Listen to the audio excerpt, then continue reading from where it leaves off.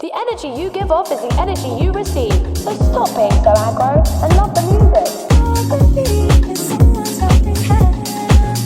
Want to show the love and kindness.